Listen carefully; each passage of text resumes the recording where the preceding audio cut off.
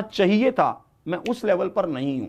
ठीक है, आज मैं आपसे बात करना चाहता हूं कि आपको, आपकी ग्रोथ को कौन डिसाइड करता है ना? आपकी ग्रोथ को कौन डिसाइड करता है कि आप किस लेवल तक जाने वाले हैं? ये बात आज बहुत इंपॉर्टेंट बात है ये, कि भाई साहब आपकी ग्रोथ को कौन तय करता है कि आप किस लेवल पर जाने वाले हैं, आप कहां तक पहुंच सकते हैं। ये इस पर बात करना चाह रहा हूं आज आपसे।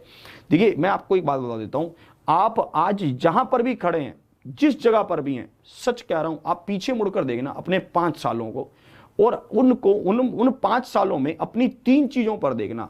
वही 3 चीजें आपके कैरियर को डिसाइड कर रही हैं, आज की आपकी स्थिति को तय कर रही हैं, और आगे आने वाले समय में भी वही 3 चीजें ही तय करेंगी आपकी ग्रोथ को, आपके कैरियर को, आपके कि आप कहां तक पहुंच रहे हैं। सच कह रहा हूं, आप देखिए कि आपने पिछले 5 सालों में कितनी किताबें पढ़ी हैं और कैसी कैसी किताबें पढ़ी हैं, ये सबसे ज्यादा डिपेंड करता है ना? एजुकेशन के साथ साथ आपने और किस तरह की किताबें पढ़ी हैं, मोटिवेशनल किताबें कितनी पढ़ी हैं, किस तरह के आपने मतलब किताबों को चूज किया है, वो चीज सबसे ज्यादा।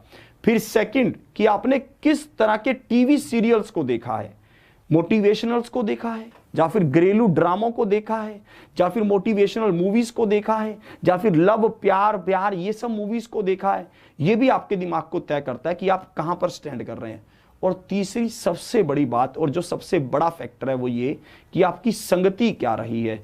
आपकी संगत सबसे ज्यादा आपके ऊपर प्रभाव डालती है। मैं आपको दावा करता हूं कि अगर आप अगले 5 सालों में इन चीजों का ध्यान रखें तो आपके कैरियर का ग्रोथ जो यहां पर है, ये यहां पहुंच सकता है, इससे भी ऊपर जा सकता है, आप आसमान को छू सकते हैं अगर आप इन 3 फैक्टर्स पर ध्यान दें। संगति को लेकर हमेशा सतर्क रहें, संगति को लेकर हमेशा सतर्क रहें।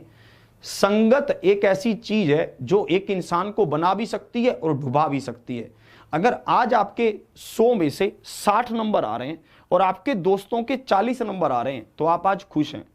और इसी तरह से अगर आपको एक बंदा ऐसा मिल जाए जिसके 80 नंबर आ रहे हैं, तो आप और मेहनत करने लगेंगे। इसी तरह से मान लेते हैं मेहनत करते करते आपके 80 आने लग गए, फिर आप खुश हो जाएंगे कि भैया अब अपन पहले पे आ गए। फिर आपको एक ऐसा बंदा मिल जाए जिसके 90 नंबर आ रहे हैं, तो आप उसकी तरह मेहनत करने लग जाएंगे। संगति आपके ऊपर, संगत आपके ऊपर बहुत प्रभाव डालती है। जैसे मान लेते हैं कि आपके फादर साहब हैं, मान लेते हैं कि वो 20,000 रुपए कमाते हैं, तो आप देखना कि उनका फ्रेंड सर्कल भी वैसा ही होगा। अगर उनके फ्रेंड सर्कल में एक ऐसे बंदे को छोड़ दिया जाए जो 1 लाख रुपए महीना कमाता हो, भाई साहब वो कैसे ना कैसे करते मरते, कैसे ना करके आप देख लेना उनकी इनकम बढ़ने लगेगी। ये हर बंदे के ऊपर डिपेंड करता है कि आपकी संगत क्या है। आपकी संगत ही डिसाइड करती है कि आपको किस दिशा में जाना है और किस दिशा में वो आपको लेकर जाएगी।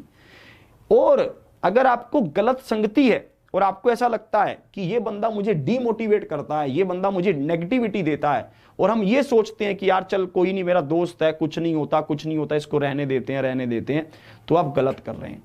अगर किसी भी तरह के नेगेटिव बंदे के आसपास आप घूम रहे हैं जो आपको डीमोटिवेट कर रहा है, आपको प्रेस कर रहा है, उसको तुरंत भाव से छोड़ देना चाहिए। क्योंकि नेगेटिविटी एक ऐसी बीमारी है जो आती बहुत धीरे धीरे और पता भी नहीं चलता। जैसे अगर आप एक मेंढक को बहुत ज्यादा गर्म पानी में डाल दें तो वो एकदम से जंप मारेगा और उससे बाहर निकल आएगा, एकदम से निकल आएगा।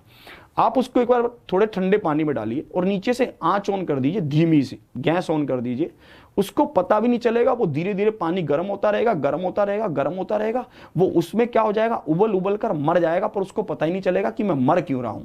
यही चीज हमारे साथ होती है।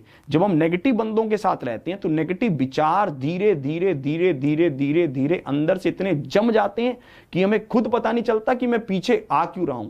पर पीछे आने का रीजन मेनली सिर्फ एक बंदा भी हो सकता है जो आपको नेगेटिविटी दे रहा हो, नेगेटिव विचारधारा दे रहा हो।